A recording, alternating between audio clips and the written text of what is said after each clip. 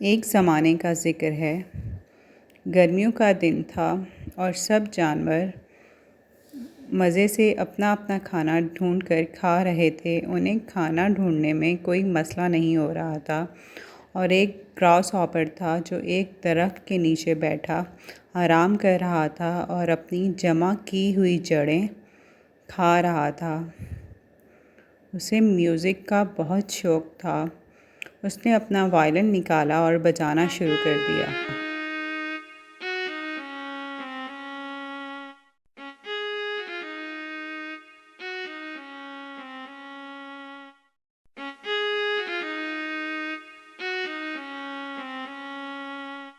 Violin बजाते बजाते उसे एक आवाज़ महसूस हुई।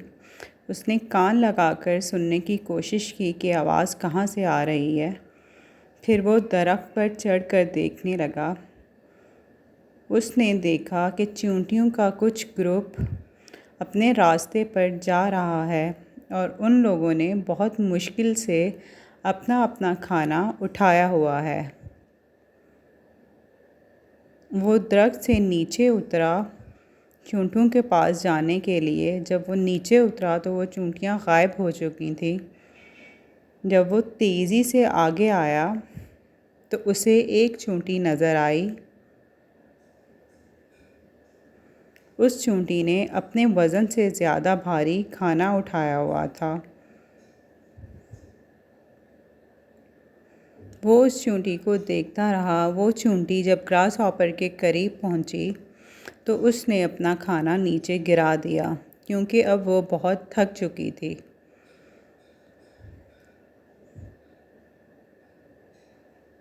ग्रास हॉपर ने चींटी से पूछा, अरे अरे, तुम ये क्या कर रही हो? तुम्हें पता है इसमें कितना ख़तरा है? तुम इतना भारी खाना उठाकर ले जा रही हो, तुम्हें कुछ भी हो सकता है।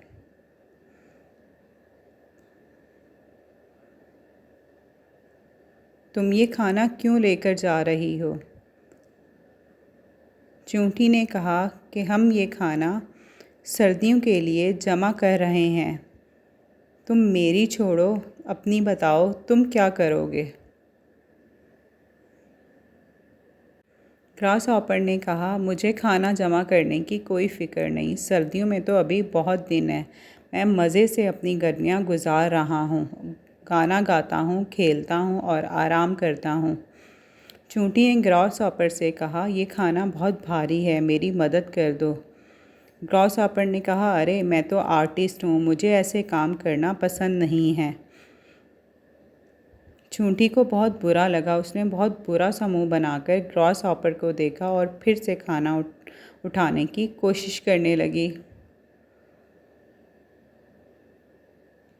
फिर ग्रास हॉपर ने कहा, अच्छा चलो कोई बात नहीं, मैं तुम्हारी मदद कर देता हूँ। ग्रास हॉपर ने खाना चींटी के ऊपर रखा। चींटी ने उसका शुक्रिया अदा किया और वहाँ से चली गई। ग्रास हॉपर ने कहा कि पता नहीं कैसे कैसे लोग हैं यहाँ पर। वो फिर से दरख्त के नीचे बैठा और वायलिन बजाने लगा। जैसे ही उसने दोबारा से वायलिन बजाना शुरू किया, कुछ ही देर में दरख्त में से एक गुलहरी बाहर आई।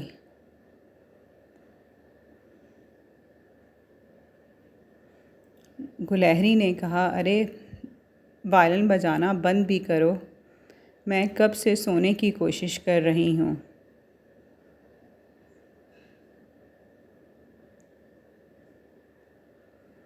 ग्रास हॉपर ने गुलहरी की तरफ देखा,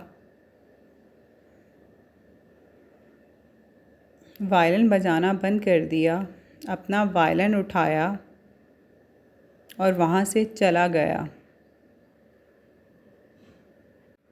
चलते चलते ग्रास हॉपर कहने लगा, इन लोगों को क्या पता कि एक आर्टिस्ट की क्या ज़िंदगी है।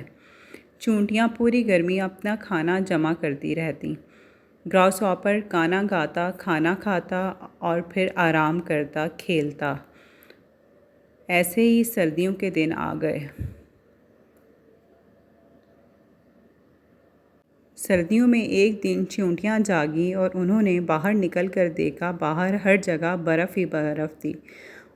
चींटियों को दूसरे जानवरों का ख़याल आया कि वो अब अपना खाना कैसे खाते होंगे।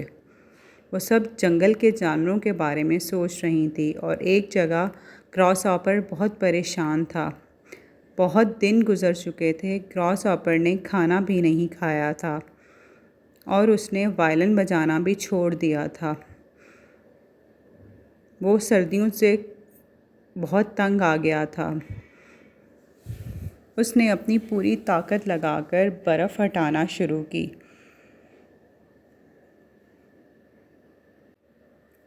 बर्फ़ हटाते हटाते उसे ख़याल आया कि उसे चींटियों से हेल्प लेनी चाहिए और मुझे इस वक्त अपने बारे में सोचना चाहिए। ये बहादुरी का टाइम नहीं है।